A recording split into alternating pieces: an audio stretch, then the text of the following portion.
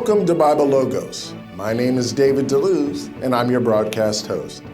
Today, I can't wait to present to you part 3 of the message entitled Effective Prayer. Remember to like this and share it on social media with your friends and family. All right, get ready for part 3 of Effective Prayer. Called you up and she says, I just got a bad report from the doctors and they said that I have cancer. Would you pray for me? Would you pray that her son gets the interview? Would that be the prayer? When the request is healing, why not pray for healing? If he needs a financial breakthrough, would you pray that God remove the corn from his toe?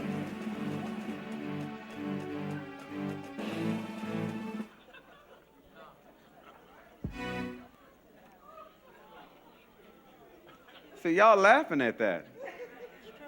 But that's what we do. Y'all laughing at that because it sounds ridiculous. But that's what we do.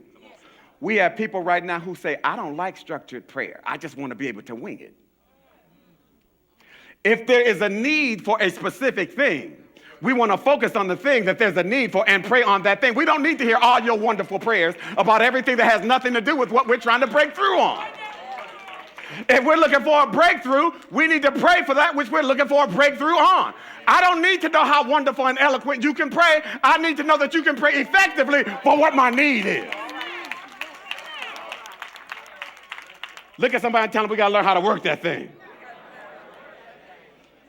There is prayer, and then there is effective prayer. Prayer is one thing, but effective prayer is a whole nother thing.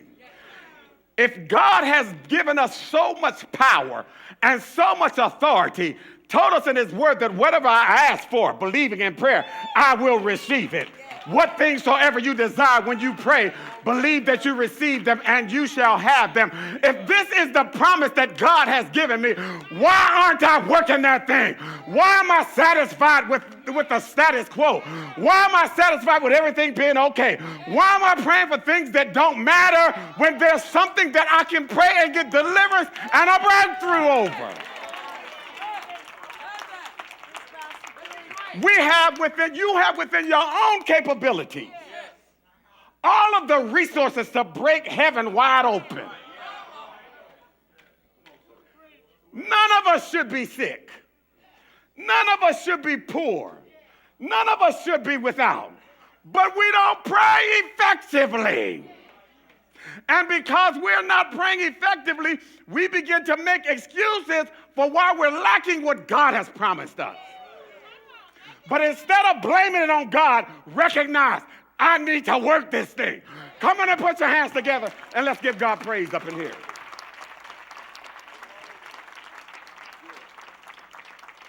So today I want to spend the remaining time talking about ineffective prayer.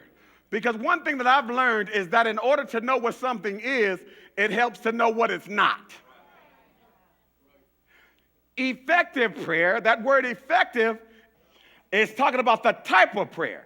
So if there is a type of prayer that is effective, then it follows that there must be a type of prayer that is not effective. Yes, why do I want to pray prayer that is not effective?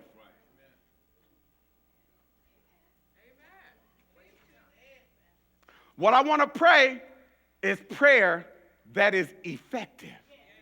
So let me first look at what it's not, to help us to get an understanding of what it is. All right? The first point that I want to make, letter A, ineffective prayer or prayer that misses the target is prayers with doubt, prayers with unbelief, prayers that are double-minded, prayers that are distrustful, don't believe God at all when you're praying, not expecting God to do it, not expecting God to answer it, not expecting God to come through. You just like to pray. There's some people who just like to pray. They're not looking to God for answer any of those prayers, but they like to pray. So they pray with doubt. They're not expecting God to do it. They pray with unbelief. They're not looking for God to do it. They pray with double-mindedness, sometimes up, sometimes down. He might do it, he might not do it. I think he's going to do it. Now 5 minutes later, I lost track of it. They pray with distrust. I don't know if God loved me enough. Those are prayers that are a waste of time because they're ineffective. James, the first chapter, verses 5 through 8, also from the New King James Version of the Bible, says that if any of you lacks wisdom, let him ask of God, who gives to all liberally and without reproach, and it will be given him. I'm trying to get to verse 6. I just read verse 5 for context. Verse 6 says, but let him ask in faith. See what it says there? But let him ask in faith with no doubting. The context was wisdom. The principle applies across the board. Let them ask whatever you lack. Let them ask in faith with no doubting. Here's why.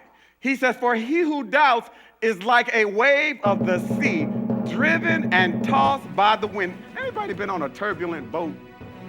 You ever been on a boat when it got really rocky? You ever been on a plane when there was a lot of turbulence? He said that's what it's like if anyone prays and they don't ask in faith, if they're doubting. He goes on to say, verse 7, look what he says here. Let not that man suppose that he will receive anything from the Lord. See what he said there? You praying prayers and you're doubting? Welcome back. Isn't that a powerful word? Don't miss tomorrow when we come back with part 4 of the message, Effective Prayer. Now, I need you to do me a favor. Please like this and share it on social media with your friends and family. I'm David Deluze, and I want you to remember that the sower sows the word, and therefore it is with the same measure you meet that it shall be measured unto you again.